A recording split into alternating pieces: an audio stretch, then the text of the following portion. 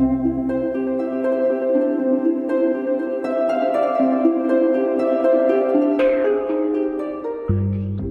friends, and welcome to episode 393 of the Juicebox Podcast. Today's episode is another in the After Dark series, which, by the way, turns 1 year old this month.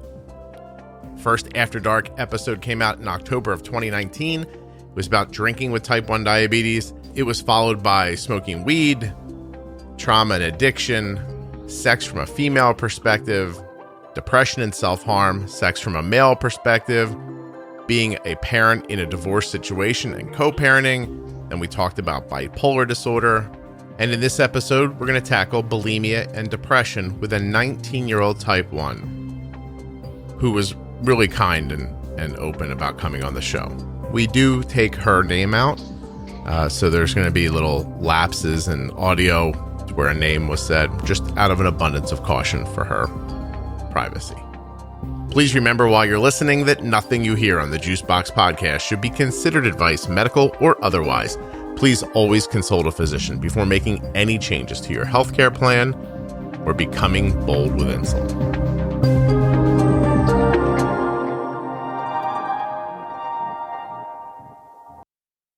This episode of the Juicebox Podcast is sponsored by the Contour Next One blood glucose meter. Check it out at contournext.com/juicebox. We're also sponsored today by Touched by Type 1, touchedbytype1.org, or find them on Facebook or Instagram. Before we get started, I want to remind you that this episode of the podcast is a frank discussion about bulimia, which includes purging. There's also some talk about depression and other sensitive topics. My name is, I live in the area, and I was diagnosed with type 1 diabetes in January of 2018, and I am currently 19 years old. So type 1 in January of 2019, 2020, like 2.5 years? Yeah, just about. Were you 17 yet, or were you still 16 when you were diagnosed? I was 17 at the time, 17. I think. A senior in high school? I was a junior in high school. A junior. Gotcha. All right. Junior in high school, diagnosed in the area. Any other diabetes in your family, or was it a complete surprise? No, it was a complete surprise. Nobody at all. Nothing. How about any weird, like, hypothyroidism, celiac, any of that stuff rolling around in the family? Yeah, none that I know. You don't go around asking everybody? No, it's not the popular topic during family dinner. Aunt Jane, I see you in the bathroom a lot after dinner. Can I ask you a question? What could that be? Yeah, is that celiac by any chance? Okay. So pretty much an anomaly in your family. What are the first steps? How are you diagnosed? I had a blood test for my other treatment, which I guess we'll get into soon. Mm-hmm. And it showed that my glucose was elevated. So we just did another one, and they told me during finals week that I had to go into the hospital to get checked out. So there I was diagnosed. And yeah, so it wasn't a big, story or anything. You're like, no. I was getting a blood test for something else that I'm going to tell you about in a second, Scott, and they found that my glucose was elevated. Yeah, it was very convenient, my A1C wasn't very high. I think it was maybe 8.1. Yeah. But yeah, I didn't have to stay overnight. I just had to, come back to the hospital for a few days just to get training, and that was pretty much it. I understand. So if this was like a bad, cheesy 80s morning radio show, there'd be like a snoring sound effect right now while you were telling your story. Just yeah, it wasn't exciting. I'm sorry. No thinking. No, I mean, I'm happy to make something up. I was skiing, Scott, Mount Kilimanjaro. I didn't know if you knew you could actually ski up that high, but you can. And nothing like that. So, okay. So listen, That's great. You didn't go through a lot of the medical issues that you could have gone into. You didn't end up in DKA. None of that happened, right? No. Right. Excellent. Okay. So what were you going to get a blood test for? Okay. So I was currently in treatment for my eating disorder. I was diagnosed with bulimia about a few months prior. So I was currently an outpatient, and I had to be getting routine blood tests, and it was my doctor there who discovered it. Okay. The diabetes. So bulimia. Now we're going to talk about something that I don't know anything about, and I want to learn more about. At what age do you think it began, and is that even the right way to talk about it? It began. Like, how do you see bulimia at first? Do you see it as is it a disease? Is it a psychological disorder? Is it like, how do you talk about it in your life? Okay, so the bulimia, the actual diagnosis didn't actually happen until really a few months before my diabetes diagnosis, which I'll get into soon. But the whole eating disorder began when I was much younger, probably around 14. And, it began as just a thought process and then became something more. First started off with restricting, and then later on it escalated to a full-blown eating disorder, and it ended up being bulimia. Okay. So the way I look at it is, I guess disorder. No. It's so. What happens when you're 14? Is there like suddenly a pressure for how you look, or what do you think starts it? So everyone has a different way to develop it. Lots of times there's a certain trauma, and this is a coping mechanism. And everyone's trauma is different. So for me personally, it was just different life events that was happening at the time, and it felt just a classic way just to take control and make myself feel better. So it felt that if I was thin, then all my problems would go away. Let me ask you a question there. A trauma. So, and I'm not asking for yours specifically if you, of course, don't want to share it, but could it be anything from like a parent getting divorced, or an assault, like up to like an assault, like anything like that at all? Something that takes you out of control, and then the bulimia is a way to find control. Is that the idea? Yeah, that's the perfect way to put it. It's any sort of event that, no matter how objectively big or small, that makes you feel that you're not in control. And this is something that you could take control of. Gotcha. Okay. Well, I guess this is going to sound strange maybe, or maybe it won't, but does it work? Does it give you a feeling of control, and does it alleviate the pain coming from the trauma? So at first it does. But it quickly spirals, because then soon the disorder takes over what you thought you had control, and it becomes controlling of you. So it might be at first, there's this first sense of relief, but it doesn't last. How does it end up taking control of you? It becomes... It takes over every aspect of your life.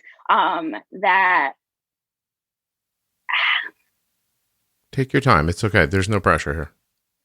Yeah, I just want to find a good way to phrase it. Well, for me personally, since I was struggling with a eating disorder and a type 1 diabetes diagnosis, it was almost like a cruel joke how on one hand I was in eating disorder recovery, where I was told not to constantly think about what I ate and not to constantly be thinking about it, because up until that point, for years at that point, it was the one thing on my mind. Whenever an event happened, my mind would immediately go to, oh, it's because you're not thin enough. Whenever I feel like I need to control, it was okay, you got to do this habit, but on the other hand, I was a newly diagnosed diabetic, and I had to figure out how to, at the time I was doing carb ratios and figuring out the best times to eat, and like how to eat properly with insulin, and having to eat when I didn't want to because of a low blood sugar, or being told I couldn't eat because of a high blood sugar. So it was this really cruel duality of, trying to recover from eating disorder and trying to become a good diabetic. Let's make sure I understand. So part of the recovery from the eating disorder is not scheduling and being really specific about your food intake. And and so you're going through that process for a number of years. And so you feel like it started around 14. So that means you lived with it for a number of years before it was recognized, and then you started doing work on it. Let me ask you real quickly, how was it recognized? How did you end up in treatment for it? So eating disorders are very hidden, and I was doing a good job of hiding it. And it was the summer when I was about 15 or 16, where I was a lifeguard. And this is where the fainting story is. So don't worry, there is some excitement. But as I was guarding, I fainted. And the doctor of the camp, I guess, pulled me aside, took one look at me, and he told me, "You're not eating enough." Mm. And that was the first time someone, said something face on. And so obviously I was caught off guard. And so you fainted, and an adult came up to you, and please, I don't know which microphone you're using, but talk right into it, because sometimes your face is moving away from the microphone, but don't, just be a little cognizant of it. So, so you fainted while you were lifeguarding. An adult came up to you and said, "You need to eat more." Do you feel like that was based on your physical appearance that he or she said that? Yeah, I believe so. I don't think I look particularly that emaciated. I never got to that point, but he must have been in the field, and maybe saw some other signs. I don't know. Gotcha. Yeah. Well, this is, by the way, so interesting, because now I'm talking to somebody from my part of the country, and you talk faster than I do. So I'll try to slow down. Don't worry. Also, it's, by the way. I'm sorry. And so, why do I have it as, because of the thing. Never mind. Okay. So you're talking very quickly. I'm keeping up. I'm going to slow you down a little bit because other people may not be. Okay. Or your episode's only going to be 45 minutes long, by the way, because won't be any of the actual air pauses that everybody get. It's nice to talk to somebody from around here, so we can hammer through all this. But I want to make sure that we stop and dissect it enough so that it's making sense to people who don't understand. So I think first things first, let's define bulimia for a second. So what is it, and what is it moment to moment? If I have bulimia, what am I doing?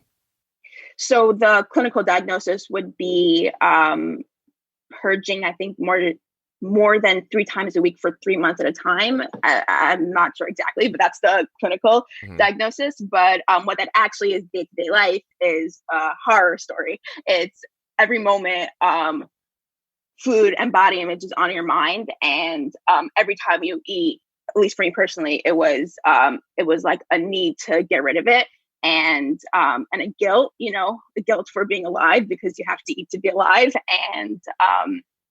and every moment just feeling like a weight and having to need to get rid of that weight. Okay, so you can imagine in your mind that this food is going to go into you and make you fat. And you have to get it out. And on top of that, you feel badly for needing to eat to begin with. Mm-hmm. Wow. So I looked it up here. It says a serious eating disorder marked by binging, followed by methods to avoid weight gain. Bulimia is potentially a life-threatening eating disorder. People with this condition binge eat. Then they take steps to avoid weight gain. Most commonly, this means vomiting or purging, but it can also mean excessive exercising or fasting, treatments including counseling, medications, and nutritional education. So were you just purging? Is that how you were handling it? Yeah. So I didn't have a textbook binges. I definitely have overeating issues, but that generally would be the cycle of eating to a point of uncomfortableness and then needing to purge it. But also it's food in general, but definitely overeating is a huge part of it. What's the onus for the overeating? Is it so that you don't feel well, so that it feels like it should come out? Or is it because you know it's coming out so you could just eat whatever you want? More towards the second. It's because every time I would allow myself to eat something that quote unquote was a bad food, I would think this is the last time you could do this. So I would just eat as much as I can and then, get rid of it. It's that thing people know when they're thinking to start a diet, they have that same idea. Like, I'm going to start a diet on Monday. So this weekend, orgy of food, like that. So that's sort of an idea. Gotcha. During that, did you enjoy eating the food?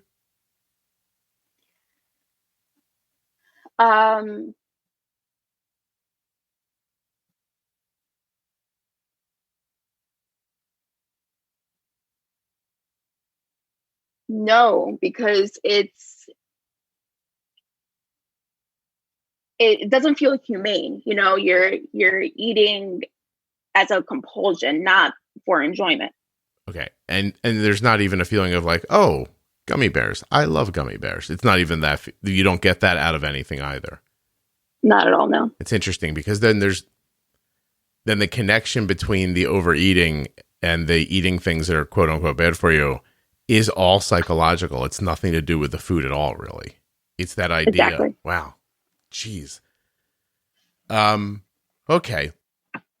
That's pretty up. So let's see. Give me a second. I got to wrap my head. This podcast is taking me in places I didn't expect, just so you all know. And I guess because I cursed, this just became an After Dark episode. So congratulations. Woo, I made it. Okay. All right. So there's a compulsion to eat. The eating happens. The purging happens. Because I'm interested, how long do we let the food stay in before we send it back out again? 20 minutes is prime. And I guess it depends at which point of recovery I was, because my mindset would be just make it another 10 minutes, just make it another 10 minutes to not do it. But yeah. 20 is about as far as you can make it. Are there, we always talk about support online for things, thinking about it, helping people, but is there how do you learn how to be bulimic? Can you go online and find out how to do something that's not good for you too? I mean, I guess you can, right? Yeah. I didn't actually. Self-taught? Are you showing off a little here? Yeah. I'm a bit talented. It was funny. After I really developed it, did I go into all the forums and just kind of compare myself to see how each of us do it ourselves. But I knew from media, from all the movies you'd watch or all the books you read, like what it is and how to do it. But I didn't need to look up tips or a step-by-step manual, No, but that exists. So what I'm wondering is where there are those places online, it's not self-loathing completely, right? Is there a little bit of like peacocking, like I'm really good at this, or is there any of that goes on? For sure. There is pro anorexia. There's just pages and pages of people who are hurting toxically supporting each other of how to be a good anorexic or a good bulimic. And so it's very sick because people could find support through that, supporting their eating disorder, versus finding a support group or a therapist. It keeps you in it. It keeps you feeling like this is great. Like he's doing it too. She's doing it too. There's health. Are they actually talking about like there are healthy ways to accomplish this? What do you mean by healthy? Well, like better way. I don't know. Like, are they really talking about like, hey, here's a great way to handle this? This isn't that. Do they know it's bad for them and they don't care, or do some people try to say it's not really detrimental to you? Like, what's the scope of the conversation? So it's more just about success. Whether that success is good for you or not, it doesn't matter. It Gotcha. just, this is how you lose weight. This is how you successfully purge. This is how you exercise silently. And No, I understand. I just wanted to make sure I was clear. But okay, is what are the physical problems that come from purging? In my case, it was diabetes. But it really throws your body out of whack. It, there's long-term effects. You could have tearing in your esophagus from the acid, bruising on your knuckles from purging, teeth issues. They always say a dentist could tell who's a bulimic. So the acid hits the teeth, and your teeth aren't prepared for stomach acid, not in that frequency. No. Is that, and just, you said knuckles. I'm not following that one. I'm sorry. just from like, if you if you use your hands to purge, then your teeth would dig into your knuckles and cause scarring. Oh, so I'm reaching down my throat so frequently that I'm hurting my knuckles with my teeth. Yes, and that could also result in sores around the mouth, also from acid reflux. Just general stomach issues, digestion issues. Mm-hmm. But do you and your doctors believe that? So I'm assuming everyone understands that if you end up having type 1 diabetes in your life, you've had some sort of genetic markers that predispose you. And the way I find myself thinking about it is that sometimes some sort of a health trauma can kind of speed the process up. And so maybe you were going to get diabetes when you were 10, but instead, I don't know, you got the flu really badly when you were 5 or a virus or blah, blah, or whatever. Do you really believe that the impact that bulimia had on your system threw you into type 1? Don't ignore what kind of meter you're using. Just a blood glucose meter. It seems really simple, right? Like it doesn't matter. There's a ton of them. I'll just take the one the doctor gives me. Except there's differences in accuracy. There's differences in quality of testing. And you can achieve that quality with the Contour Next 1 blood glucose meter. Go to contournext.com/juicebox to learn all about Arden's blood glucose meter. It's got amazing accuracy at an amazing price. It may even be less expensive if you bought it without your insurance. Isn't that crazy? That something could be cheaper without using your insurance than it is using it? Could be, may not be, maybe, not sure. Check it out, contournext.com/juicebox. That's how you'll find out. This meter is small, yet easy to handle. Has a super bright light, even for a guy like me whose vision is, not great at night anymore. It's easy to read. Has a great app if you'd like that's Bluetooth connected. And it works well. So well, in fact, that if you touch blood with a test strip and don't get enough, you can actually go back, get the rest without impacting the accuracy of the test. And that accuracy is right at the top of industry standards. I love the Contour Next 1 blood glucose meter and the numbers it gives back to us, because we need those numbers to be something we go poke around at contournext.com/juicebox. You may even be eligible for an absolutely free meter. And they have an awesome test strip savings program. It's all there at the website. Check it out. After you've gotten yourself a brand new shiny meter that works so much better than the meter you have now, you should check out touchedbytype1.org. I love this type 1 diabetes organization. They do really incredible work for people living with type 1, and they do it in very interesting and fun ways. You can learn more at touchedbytype1.org. And go find them on Facebook and Instagram. There's lots to see, lots to do, lots to be excited about. There are links to these sponsors as well as all of the sponsors of the Juicebox Podcast right there in the show notes of your podcast player and at juiceboxpodcast.com. I appreciate it when you use the links. All right, we have not even begun to scratch the surface yet in this episode, so let's get back to it.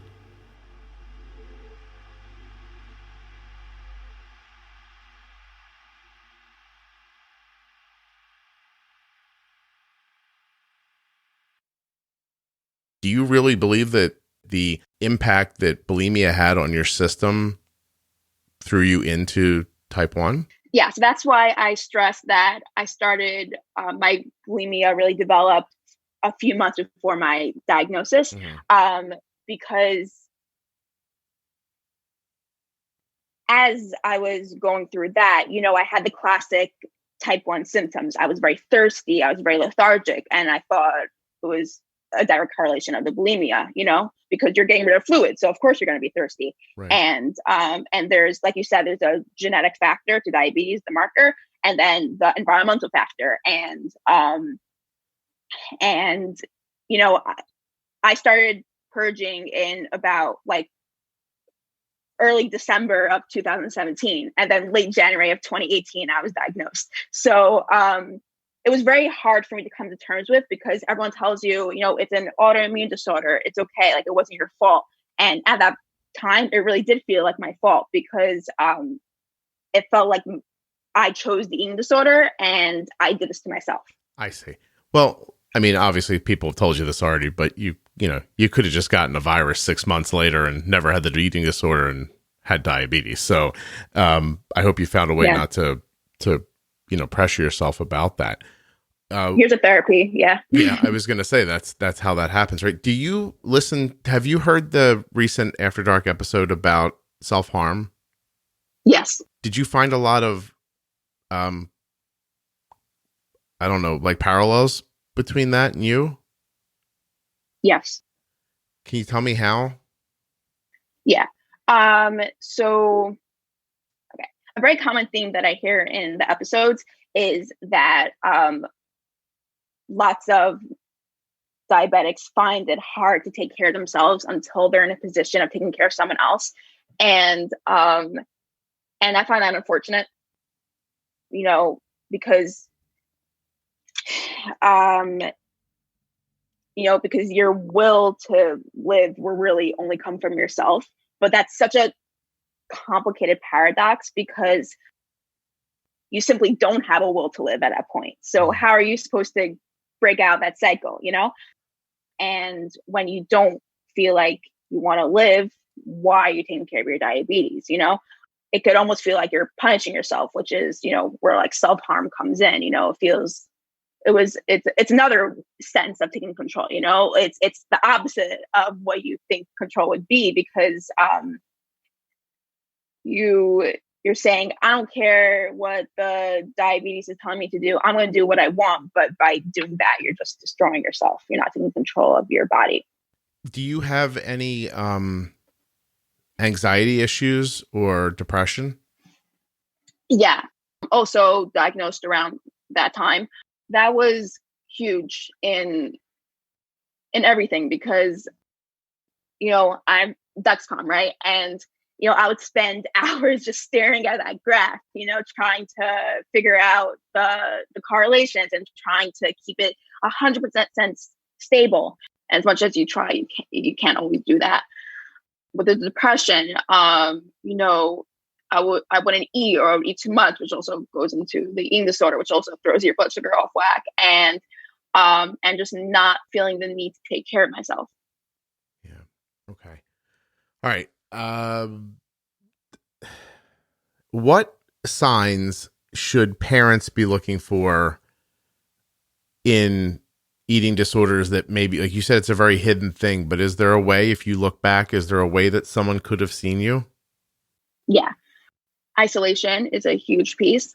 I've been always a very bubbly, extroverted kid, and I wouldn't come out of my room, which is really more signs of depression. But specifically with the eating disorder, it would be the classic, I'm not hungry, or picking at their food. It's very tough, because with all, as much as there's those obvious signs, like you see someone not eating, but having an eating disorder, you get very good at hiding it. So I would only eat in front of people, so to show them that I was okay. Maximizing your time around people by always having food with you, making it impossible for them to wonder, like to think, oh, she's not eating ever, because she's always eating when she's around me.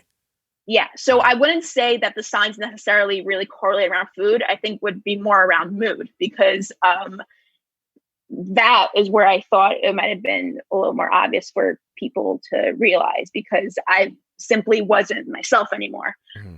So that could be a million things, but, to approach someone and say, I see that something's going on. Talk to me about it. And you don't have to call them out and say, I think you have an eating disorder. I think you're struggling with depression or whatever issue you think. But since we feel so isolated and embarrassed, it's so hard to reach out for help.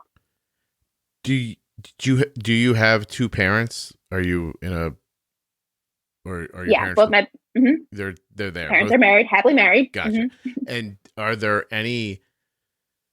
been any kind of backlash for them? Do they feel badly for not seeing it, or what's that relationship like now? Right. So my parents have become my number one supporter. In the beginning, it wasn't like that. Back to when I was 15 and when I was lifeguarding, and the camp doctor encouraged me to talk to someone about it. And the first person I would reach out would be my parents. The first thing they told me was, you don't look thin enough to have an eating disorder.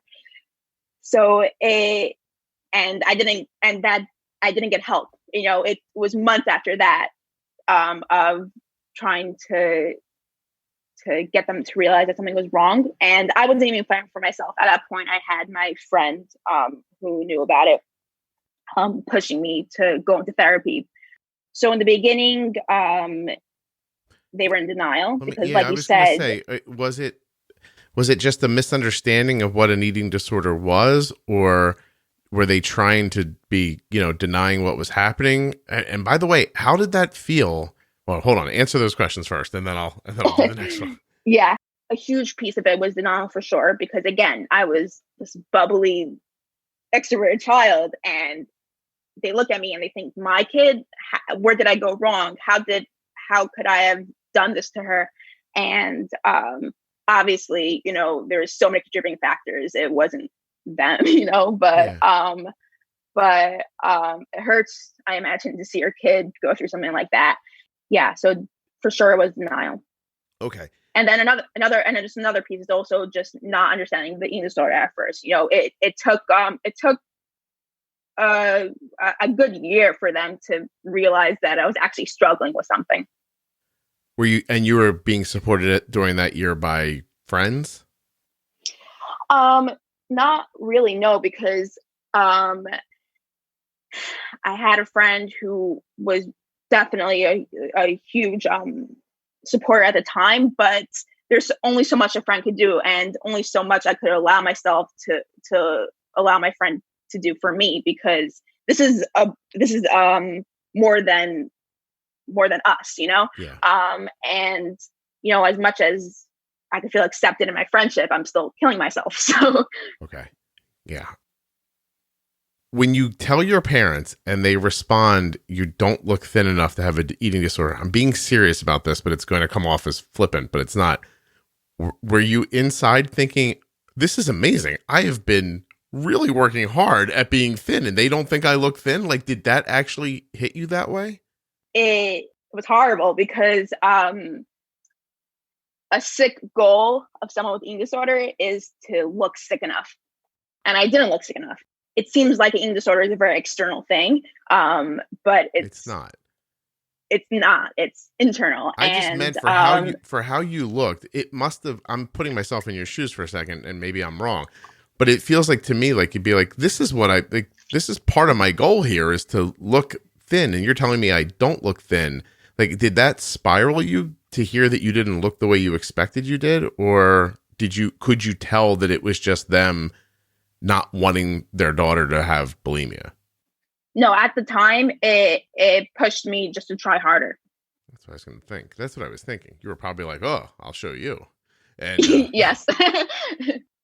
Wow. This is this is messed up. Let's we're halfway through, so let's give people a little bit of context for where you are now. So, I mean, you've been in treatment for a while. What are your goals? Like, I don't know how to think about it. Like, I think about when alcoholics talk about you're always an alcoholic, you just haven't drank today. Like, what's the goal for bulimia? So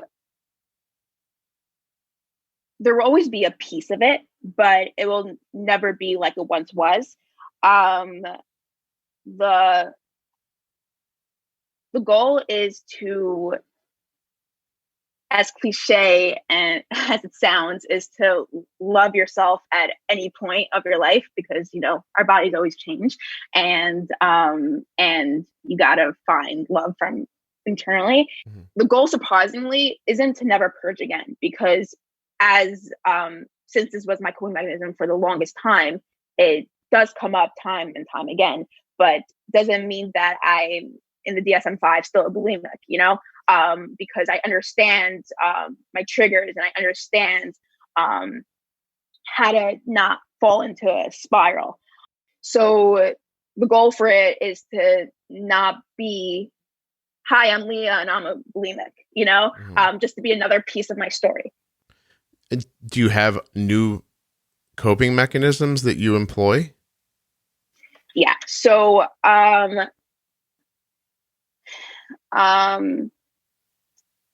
give me this. What's an example of something that would need you to employ a coping mechanism? What could happen in your day-to-day life that would throw you off tilt? So it has a lot to do with my perception of others. In recovery, I have to learn about this certain partnership. On my end, I have to work on overcoming like my sensitivities and my triggers, because people say things that they don't even realize that they're saying. Mm-hmm. And on their end, the people around me should work on being more sensitive. Obviously there's objective things that you shouldn't tell someone. Like, for example, this is an example of something that you would never expect to trigger me, but it did. When I was 17, I guess, newly diagnosed, I was told that I had to have more carbs in my diet. So every morning I had a yogurt with a quarter cup of granola, which is a lot of granola for the amount of yogurt I was having. Mm-hmm. And I would always have it in the morning in school. And one day my friend, she saw me eating it, and she was like, "Wow, is that granola and yogurt?" Or yogurt and granola, implying that was a lot of granola. And everyone found it funny, but I literally stood up, went out, and threw it out because it was, to me, that was like, oh, so you're saying I'm eating too much. And objectively, that's just a comment. It doesn't mean anything. But for someone with an eating disorder, that was destructive. Right. So if that scenario happened now, my thought process would be, she doesn't mean anything by it. Let me just enjoy my yogurt. So that's on my end. It's interesting because I guess it is all how you react to things. I know if someone said something like that to me, my reaction would be, "Hey, you're a nasty bitch, aren't you? Why don't you shut the up?" And like I would never think like that her opinion meant anything to me, but it's very meaningful to you. So I'm recording again. So I responded to you. We lost for a second, and she's back. But I responded to her statement, and now I realize that she didn't hear it, which is interesting. Yeah. Why am I unable? Now, what was the response? Well, hold on. I'm having a technical issue on my end. I want to make sure I'm recording your voice now. Why is it doing this to me? Okay. I said that it's interesting that you cared what people think, because I if somebody said to me, I'd be like, "You're a horrible asshole. Like, shut the like, leave me alone. I like a lot of granola with my yogurt. What's it to you? Why don't you come over here and let me see if I can get this yogurt up your ass?" Like you know what I mean? Like I would feel like, just go away. And but it really impacted you.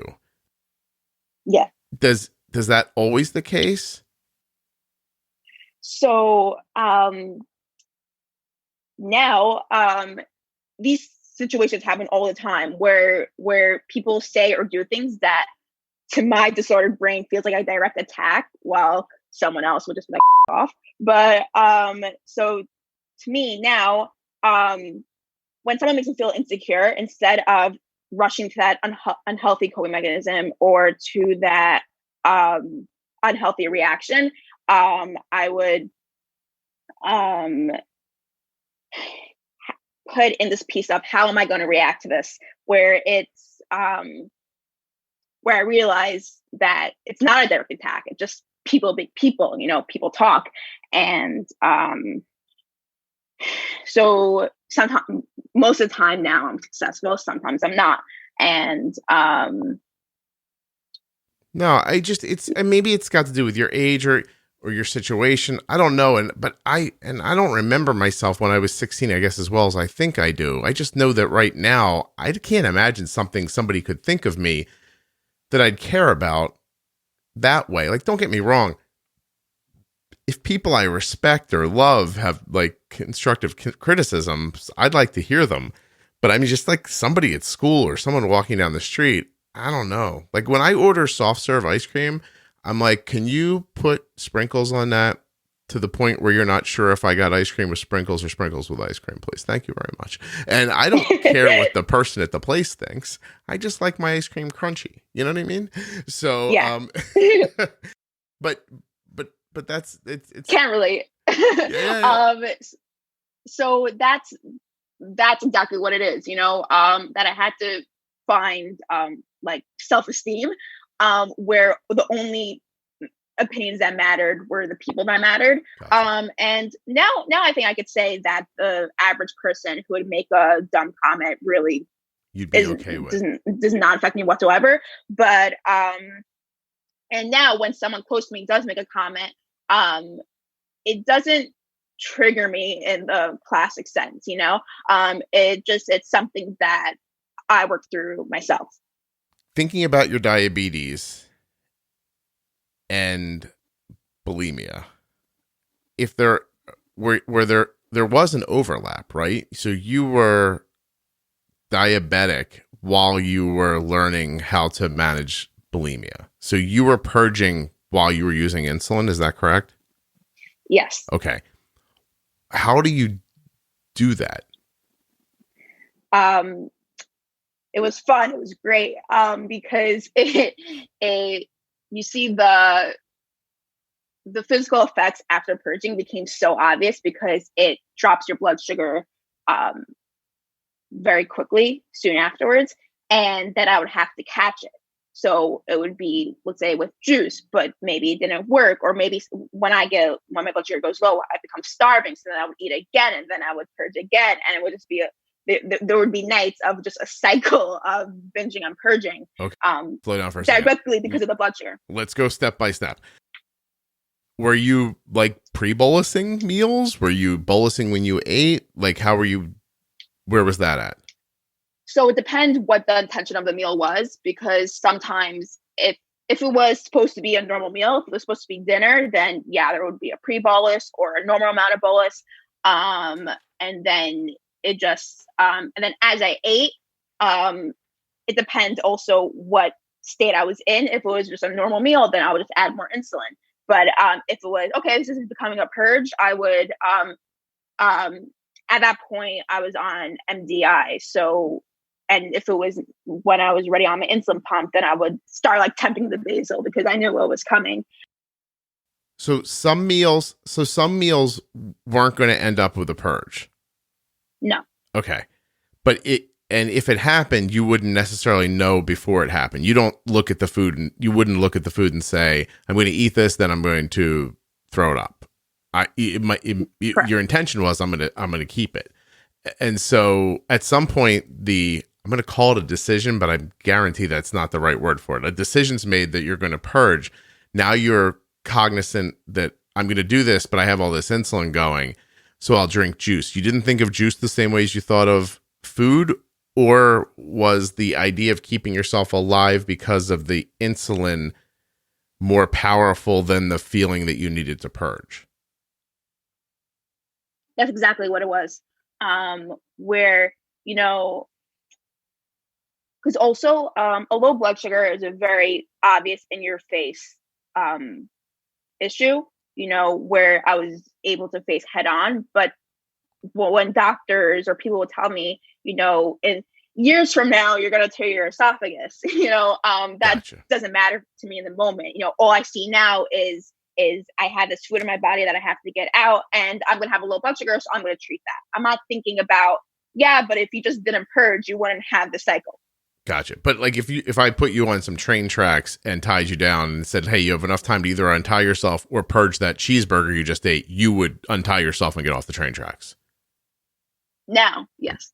now you're like, well, now I would. Okay. Wow.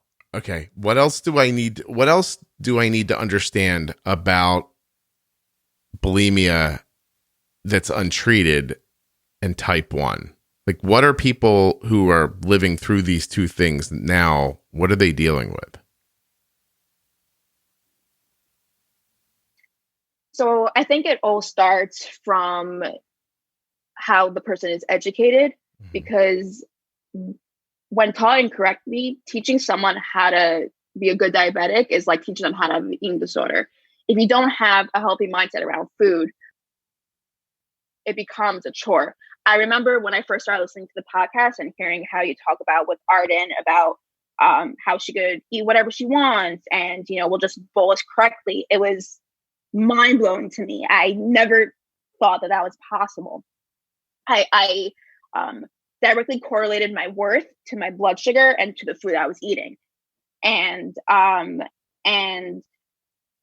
for someone struggling with it is to understand that obviously your self-esteem comes from doing action and taking action, but just to be able to give yourself that acceptance that that you're still a good person, even if your blood sugar is a little bit haywire.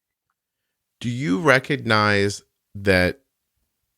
Well, let me start by saying, I recognize that what you're saying is true.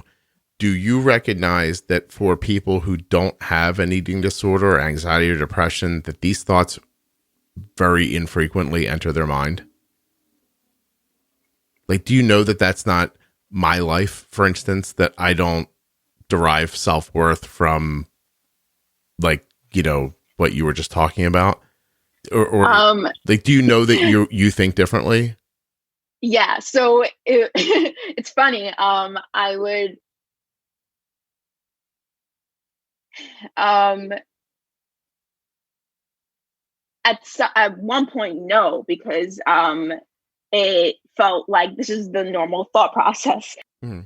It doesn't it doesn't matter to me if someone else is thinking differently. I mean, oh no, not that it should. I'm happy. I what I was wondering is that like there are, let's maybe blow it up a little bit here. Like, there are artistic minds and there are maybe more mathematical minds, right? And that, a person who's maybe a tiny bit OCD, who's really good at math, goes for a ride on a country road with horses on the side of the road, doesn't see the trees, doesn't see the horses, just sees the road in front of them, while I'm driving along thinking, like, it's a lovely landscape. And, like, isn't it interesting how the cows seem to cross the water right there? And and the person and other people don't see that.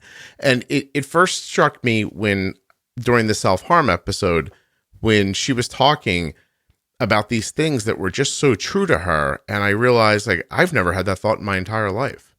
Like, I've never considered that once. It's never impacted me at all. And I'm having the same thought talking to you. Like, there are things that impact you really significantly. And I'm not saying that, you should not let them impact you. I'm not talking like that. I'm saying that there's some way you're wired that I'm not wired, and, and vice versa. And let me give you an example of that. I am not a trim, lean person. Okay. And I've never really been my entire life. And I don't care. Like, and so, like, I want to be healthy and I want to live forever. But I don't think of myself visually. Like, I don't think, oh, I shouldn't do this or wear that, or people will think that I'm this or that. I don't know that. Like, I'm aware that people probably look at me and think, I wonder why Scott doesn't knock 20 pounds off. But I don't care, and I'm not concerned with it. Like, I don't tie who I am at all to how I look. And trust me, I probably need about 5% of that from you. Like if you could lend it to me, that would probably be good for me because it would be better for my health. Just the same. I'll take 5% from you too. Yeah, 100%. It's a good trade-off. Right. If I could send some back to you, I think it would help too. And the one thing I haven't asked you yet that I keep wondering to myself while we're talking, like, do I get through this without asking this? But I really want to add context to it, if you're okay with it. Yeah. When you're 14 and this starts, were you overweight? No. Okay. Can you? I was not underweight, but towards the lower end of a normal weight. Okay. And so even now, how tall are you now? I'm 5'6". You're 5'6". Would you tell me what you weigh right now? I don't know. But that's part of it. You probably don't weigh yourself, right? Yeah. No, I don't. But I would. It's a pretty large bracket, but I would say between 140 and 160, maybe. Okay. And are you happy with?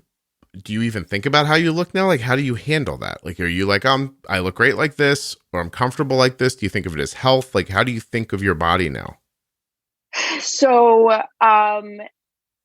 now I acknowledge that this is not my ideal body type, but I'm in the process of not equating my worth to that, where I'm able to still get dressed and feel good about myself with still knowing that, I'm not exactly where I want to be, but I still like myself and that's okay, So it's not as debilitating as it once was. There was a time where I really wouldn't go out. I wasn't able to go to school because I couldn't bear people seeing my body. And I'm so thankful it's not like that anymore. Yeah. But that's exactly what a person with eating disorder doesn't think like, you that you're able to acknowledge, like you were saying, like, yeah, I would like to lose a couple pounds, but it's fine. I'm still me. Right. But someone with the eating disorder equates it. It's your personality, Gotcha. Do you, can I ask you, are you in a relationship? No. Okay. Is that something you want? Well, everyone listening, you can hit me up, but not currently. Like, I don't know if I need a relationship, but you could still, maybe we could hook up for a second. I'm not looking for you to be involved. I'm sorry, Mom and Dad, when you're listening to this, but like, I'm not looking for somebody to be involved in my day-to-day decisions or anything like that. But you want to knock around a little bit, that'd be okay. Is that what you're saying? Not with Mom and Dad listening, but so so this also really deeply ties into eating disorder, because when my friends were, having relationships, I couldn't bear someone looking at me. So, and I knew I wasn't capable of loving someone else until I loved myself. Mm-hmm. And now, I'm really working towards that. Like I said earlier, it's a partnership where I have to work on my own self-esteem, and my partner will have to be sensitive to that. And I see myself on like an upwards trajectory where I could see myself, being in a healthy relationship, because I have enough self-esteem for it. But it's not one of my priorities currently. Cool. Well, I'm glad to hear that you can see it happening. Is bulimia more male or female disorder, or is there not? Is it? I'm looking right now because I'm interested. That's a good question. I don't know. All right, let's see what does it say? What does Google say?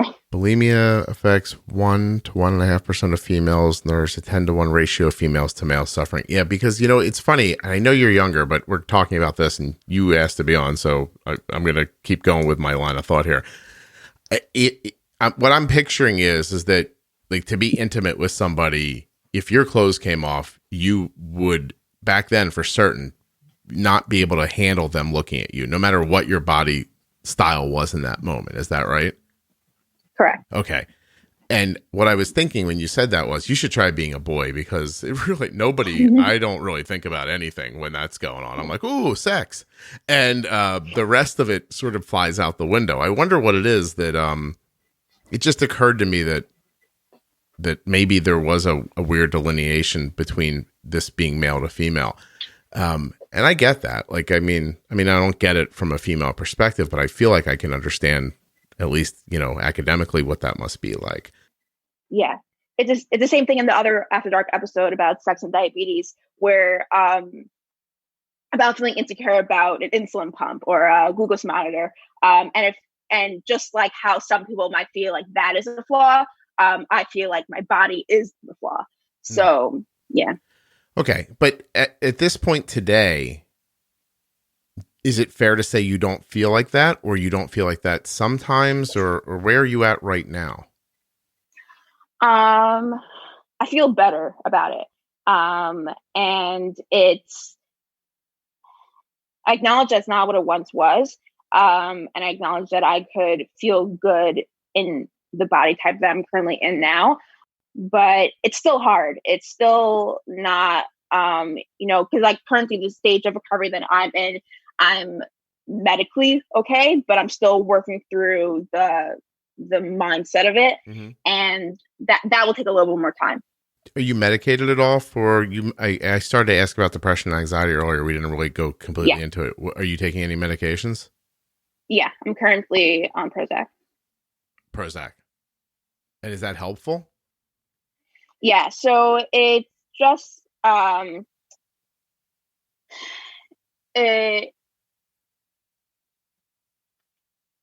medication doesn't work unless you have the motivation to work on yourself. All it does, at least the type of medication that I'm on, an SSRI, just helps give me more energy to deal with my emotions, but it doesn't get rid of the emotions. So it's not supposed to be long term. I mean, I've been on it for I started the journey of medications around 2 years ago. Mm-hmm. And I see where I am right now. I'm like very comfortable being on the medication. I don't mind it. I do see myself in the future eventually weaning myself off of it. Have you gone through all of them? Have you tried like Lexapro, citalopram? Nah. No? I tried Zoloft. So your t-shirt just says, "I'm a Prozac kind of girl." Pretty much. I found one. Oh, listen, the idea is to find one that works, right? So, and I really don't mean to push you, but was there a trauma back then that started all this off? Like, can you put your thumb on what happened, or no? Or do you not want to tell me? Either, any answer is fine. So this was also a really huge thing for me, was that most people have a major external trauma that affects their internal. For me, it was all internal. It was the way that I perceived the world and how I reacted to it. Like growing up, I had fantastic family and fantastic parents, but no person is perfect, and from certain actions that may have not been perceived by everyone else as wrong, to me, made me feel like I didn't belong and I wasn't loved. So my mind definitely equated that to my weight. I gotcha.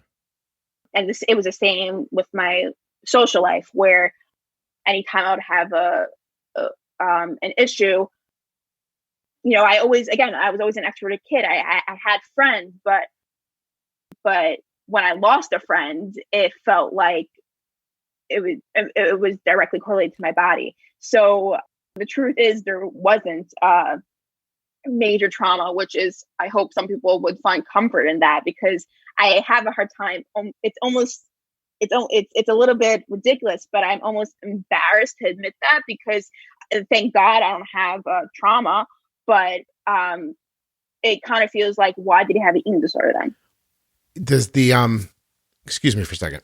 I'm sorry. Does the onset of the bulimia in the 14, did it all correlate with when you began to get your period? No, I got my period much later. I was late 15. Okay. Just there's some disorders that happen sort of when all of the hormones come in. And that makes sense. Yeah, I wasn't sure if it was if that was, I wasn't looking for like, oh, on the day I got my period, I suddenly felt like I didn't mean like that. I just meant like, was it close? But it sounds like it wasn't. Okay. This is more important than normal. Is there anything we didn't talk about that we should have? Because I really did not know how to ask questions while you were talking. I feel like I did okay, but I also feel like it's possible. No, you did a great job, and I hope I did too. What was your goal coming on? Yeah, that's what I was going to say. Why I wanted to come on. I always heard of bulimia, of like restricting insulin to lose weight, but I never heard of someone like me that struggled with the eating disorder prior to the diagnosis. That led to it feeling like everything was my fault, both the eating disorder and both the diabetes. And I wanted someone maybe out there who might feel the same way to realize that it's okay and that's not true. And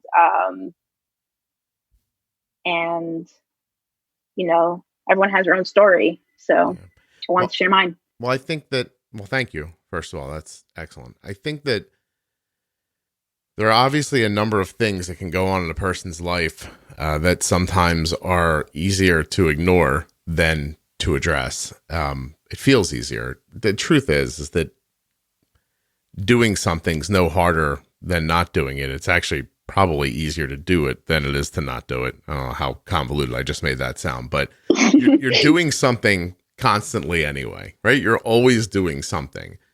Do the thing that'll help you, right? So if you're feeling the way Leah's described, the first step is, what do you think? Is it general practitioner? Just, hey, I feel depressed. I feel anxious. I think I might have an eating disorder. Like, is it just telling somebody? Is that the first step? I think the first step is to have some sort of support. I know there's so many horror stories of people who ask medical professionals for help, and they're told the same thing that I was told by my parents, that I wasn't sick enough. But the reason why that, even though that did hugely impact my eating disorder, it didn't send me into a spiral because, I had a good friend group, and I had a friend I could talk to. So whether if someone feels like they're able to face that on their own, reaching out to a medical professional, that of course would be the first choice. But and obviously this is very hard for someone dealing with this because A, it's isolating, B, you're very insecure, so you might not feel like you have a support group. But the reality is you probably do. And there are people who love you, whether it's your family or your friends. So to know that going into whatever treatment you're going into, I think makes all the difference. Okay. Well, thank you. What do you think the future, like short term, is for you? Are you in college? Yes. Well, nobody's in college right now, but are you in your bedroom getting an education and paying a lot of money for it? Exactly. Yeah. I want to go into nursing, specifically endocrinology, because it feels like a field that I can make a difference and a field that I relate to. Because I want to do the education properly, because like I said earlier, you don't want to treat, you don't want to tell a diabetic how to have an eating disorder. So you're in college now. Your goal is to be a nurse and hopefully help people with different endocrine issues, probably specifically type 1. That's lovely. Yeah. What about your health? Like, how do you, like I'll give you, like, here's an example of my question. I started eating on a, what do they call that? Intermittent fasting kind of schedule recently, which has been really helpful for me. So during the pandemic, I've lost 11 pounds on purpose. Congrats. Yeah, you're probably it's weird probably that I'm telling you. Sorry. But by the way, well, for you, it's great. Is this not the most fun conversation about bulimia probably that's ever been recorded? Seriously. But anyway, I just went to an intermittent fasting thing. I don't eat before noon and I don't eat after 8. And other than that, I'm just eating. I mean, I don't want to say like whatever I want. Like I'm conscious to, not eating like a gallon of ice cream or something like that, but I'm eating pretty normally in that other space. I first thought of doing it because of a type 2 I spoke to who told me how well they were managing their type 2 diabetes with intermittent fasting, which was really exciting. They were able to cut back on their medications and things like that. And the person told me they had lost weight. I thought, I'd like to lose weight. Let me try that.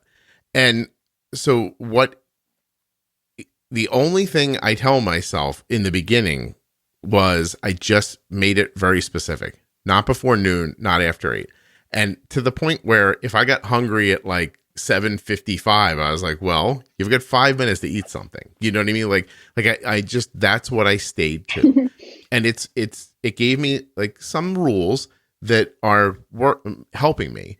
And I'm wondering what the rules are you have, or is it not about that? Is like, what have you learned in therapy? Is it about just don't restrict yourself, or is it about healthy rules, or how do you manage going forward now from here? And where is that you're going exactly? Yeah. So that's a great question. Shout out to my therapist. She's the best. Wouldn't be here without her, literally. And what I learned with her was that it's a 2-piece thing, because even though this is an internal disorder, all the manifestations are external. So there is physical rules that I do have for myself, like I try to practice intuitive eating and I do what makes me feel comfortable. And that also goes in hand with diabetes, because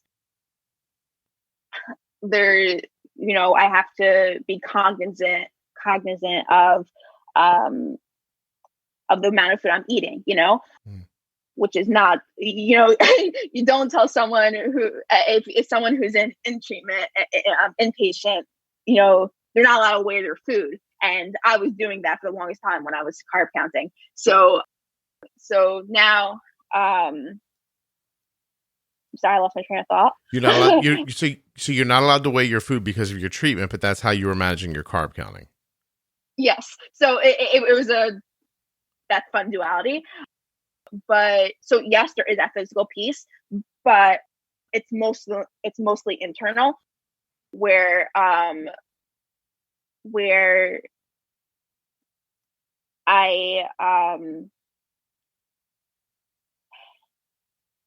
like hearing you talk about the way that you started this intermittent fasting. It was very obvious that you didn't correlate your self-worth to your body. And that is my goal now, where back to what I was saying before, how I'm able to look at myself and like where I'm at, but still acknowledge that I still want to lose the weight. Does that answer your question? Yeah, it does. So I kind of lost my train of thought. No. It's a long process, and by not, so you're just taking small steps in the right direction, not looking for giant leaps. Just continue to do what's best for you, and your physical self should come along as that goes, which is really what I found with this, is that I just did what I was supposed to do, and without being focused on the physical stuff, the outwardly physical stuff, that just kind of came along for me. So, you just do the right things and the right things happen. Yeah. No, I hear you. That I have to be honest with you. I think that's how I live in general. I don't think that's a bad way to conduct yourself. It's not always about mine, get more for me, as much as it is, if I do the right thing, sometimes I'm going to benefit from that. Sometimes I won't, but at least I'm always putting the right thing out. And I think that ends up, generally speaking, paying you back. So I think it's a great idea. Good for you. Mm-hmm. Well, congratulations on, persevering through telling your parents and them being like, come on, and that couldn't have been easy. and to stick with it. And now you've got, everybody supporting you well, and you're doing the right things. It's it's really to be applauded. Just doing the right things is not always easy. Thank you. And I just wanted to put just a final disclaimer out there for anyone listening that's struggling with this or something similar, that it's so easy to start comparing yourself, but to realize that every experience is different. Like, I know that I listed a lot of examples, but no one should feel that they're quote unquote not doing it right or doing it wrong based on my own experience. That with any sort of disorder or struggle, everyone has their own experience. So hope no one was triggered. So the treatment itself is going to be wildly different depending on the person. Yeah. Right. Mm-hmm. It's interesting. We're done, but I'm going to keep talking for a second. The idea of being triggered is, in my mind, and it's a newer idea. Like the idea that I might say something or see something or do something or hear something that puts me down a path that if just other people would have known not to say, what's the, my question to you is, there's a question around that idea of being triggered, is do you hold people accountable for that? Or is that on you? Like, do you know what I mean? Like if I'm an idiot and I look at a person and I'm like, oh, wow, you shouldn't be wearing that shirt. Obviously I'm an ass if I say that, but is it like, can you really give me that kind of power? Like do you know what I mean? Like it's a weird. Yeah, no, 100%. No. That's exactly it. Where it doesn't matter what anyone tells me. It matters how I react to it. Obviously it would be nice if people treat each other well and don't say dumb things. Right. But if they do, it doesn't. It's irrelevant what they said. It's really how I reacted. Like how I was saying earlier. People said the most non-triggering things that shouldn't be triggers, but were. It didn't matter what they said. It was up to me of how I reacted to it. So you were like a live nerve too. You were just, anything could have made you feel worse. Yeah, because no one should go around their life about their life walking on eggshells. Right. I don't want. That was a huge thing with me and my relationships in my life, where you want people to treat you normal, but they're not going to treat you normal if every time they say something you burst out crying. So it's up to you and how you respond. Okay. Yeah, I didn't understand because I'm old, and like, I grew up in a time where if somebody said something and you let it impact you, that was your fault. And at the same time, it is not lost on me that people who, profess to like, I speak the truth. I'm like, no one's looking for your truth. Just shut up. You know what I mean? Like it's that idea of, like we all know somebody who runs around just being to everybody. And then they like, well, I'm just telling you how it is. I'm like, no, it's, you're just an angry old, well, I guess I'm thinking of one person in particular. I have an example in my head, but that person who believes themselves to be a truth teller really isn't. They're hurting and they're trying to hurt other people. It's fairly obvious, right? Unless you're a comedian. By the way, if you're a professional comedian, you're making your money that way, then okay, making fun is the way to go. But if it's just you with 4 people at a family function, maybe keep it to yourself if you don't like my shoes, I guess is what I'm You're not getting paid to be an ass. Yeah, right. If you are, then right on. And then I'm paying to see it. Like then all's fair, Yeah. Okay. This was good. Yeah, like I feel dizzy from this, but it was good. People say I have that effect on them, so. No, it's not you. It's just that, what started out as like a podcast where I'm just like, let me just tell people how we manage my daughter. And then suddenly, one day somebody was like, can you touch on this topic? And then I started thinking about like, well, maybe I could expand here. Maybe this isn't servicing this person. I've had a lot of conversations and learned about a lot of things that I didn't expect to know about. And it's always been really helpful to me. And it's nice to hear, how you see the world. And how the world impacts you. And I think it's great for other people to hear too. I just didn't expect that it was going to come from my diabetes podcast, of all things. I'm starting to feel like the podcast is, has grown somehow in scope.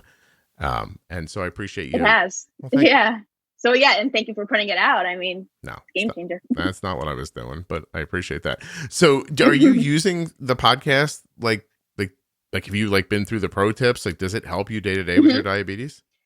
Yeah. So, when I began really managing my diabetes, not just, trying to stay alive, but actually trying to, deal with it. Yeah. I'm not sure how I stumbled upon the podcast, but I think the first episode that I listened to attracted me because of the weird title. So I wonder what my title is going to be. Wow, the title attracted you. What was the title? Tell me. Do you remember? It was the weed episode, I think. Oh, I see. Are you a weed smoker?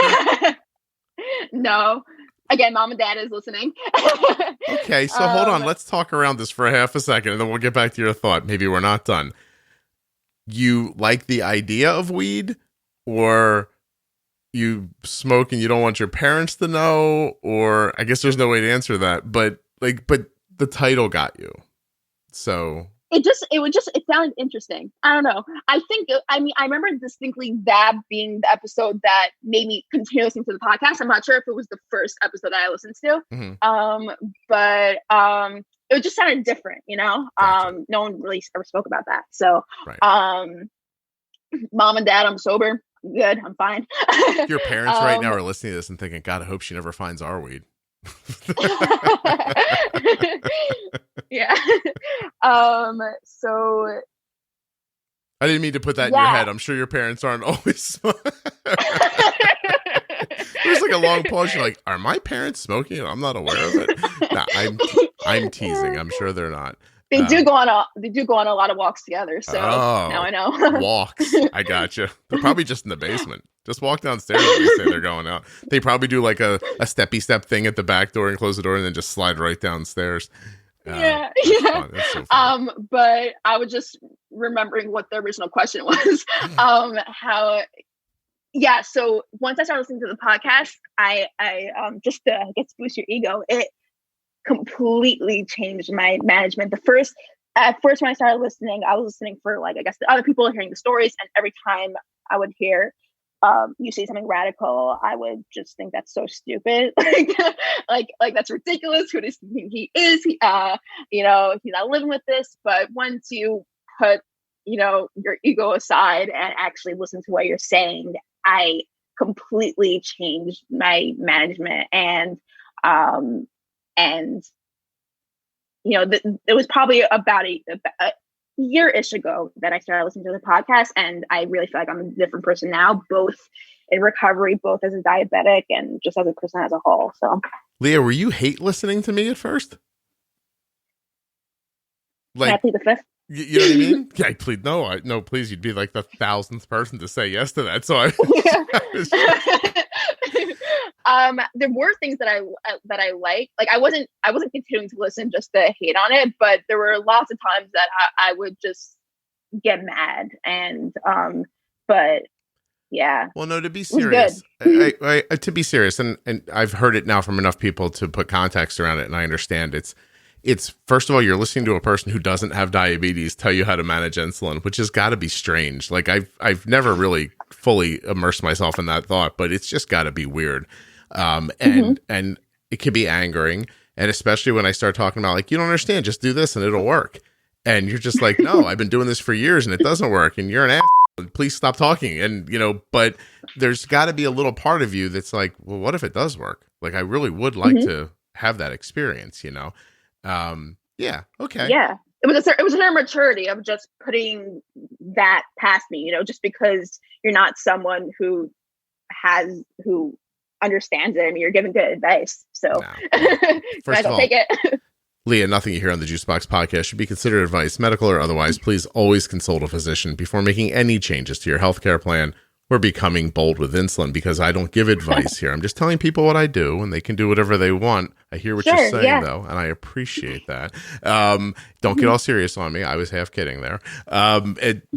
But no, I'm glad for you, because especially at your age, it's interesting. You are very mature. I don't know if you know that about yourself or not.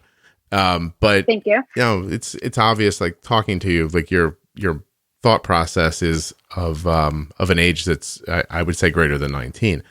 And to be able at 19 to hear stuff that doesn't sound like what you're doing, that makes you feel like, he doesn't know, like, shut up, like that kind of feeling.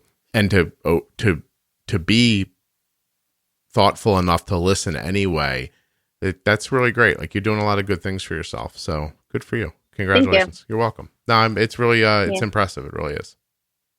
Yeah. All right, Leah, what do you think the rest of your day is going to look like? Because I'm going to do laundry and then I'm going to put a podcast episode up. That sounds thrilling. Yeah. I'm going to cook dinner then afterwards too. But your parents are off getting loaded somewhere, so they're having a great time. Yeah, their day's definitely better than mine. So, no, my day's been pretty good so far. So, now they're on your phone right now looking for dating apps, trying to making sure you're not on, like, Tinder or something like that. But seriously, see if you can find me. Wait, is there anything you're trying to say to the people listening right now? Want to give a zip code or anything like that? I don't know how that app works, but anyway. Yeah, well, out of respect to your parents, I don't know what this episode's going to be called, but it won't be knocking around Leah, just for certain. 100%. They'll appreciate that. No, of course. Let me say thank you again and goodbye.